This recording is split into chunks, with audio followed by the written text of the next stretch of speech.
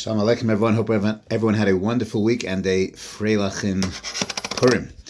We read this week Parshas Parah, we read Parshas Tzav, and we're starting to get closer to Chodesh Nisan. So we'll share a Tzav idea that will link into Chag HaPesach as well.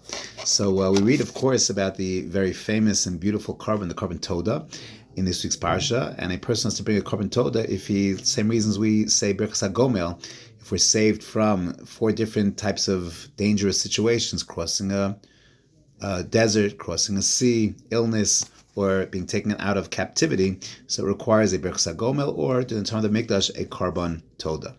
The Netziv has a very famous comment, we've said this over in years past, where he says that the korban is a giant korban. It's a very big korban. It's a korban shlamim. Normally you have 2 days to eat a korban shlamim. This korban shlamim has to be eaten much faster, has to be eaten in a day and by the next morning. So it's a fast-paced korban shlamim, and it has 40 loaves of bread, 30 of matzah, 10 of chametz, and that is a big korban. The whole animal has to be eaten in a day with 40 loaves of bread. It's a lot.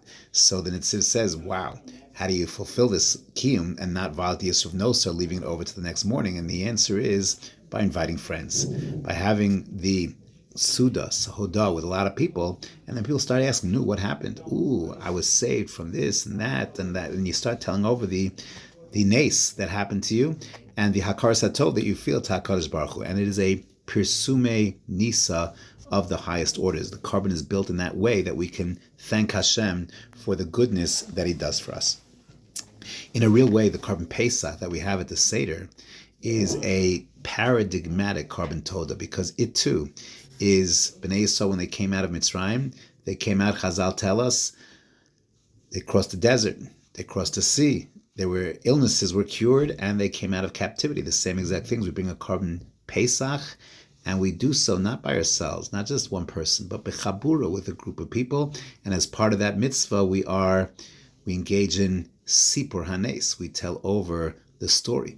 That's what we do in the korban Pesach, and we same way we buy korban Toda. You only have that one night to eat the korban Pesach. So it's the same exact model, sipur hanes. And I think this is an important lesson for all areas of our avodas Hashem, is that we always have these actions that we have to do. We have to bring a korban. But then there's that's the guf of the mitzvah. But then there's the neshama of the mitzvah. There's the messaging of the mitzvah. There's the essence of the mitzvah. And that, of course, is a different ballgame. That's, of course, the heart. That's again, as I say, there's the guf of the mitzvah, there's the neshama of the mitzvah. The neshama of the mitzvah is the sipur hanes, is to thank Hashem hakaras hatov. And when it comes to all mitzvahs, it's this way: is we put on tefillin every single day, but understand what are we doing? Leman tia Torah Hashem beficha. We can perfunctorily engage in tefillah, or we can tap into I'm engaged in a rendezvous with HaKadosh Baruch Hu. It's this way with every single mitzvah.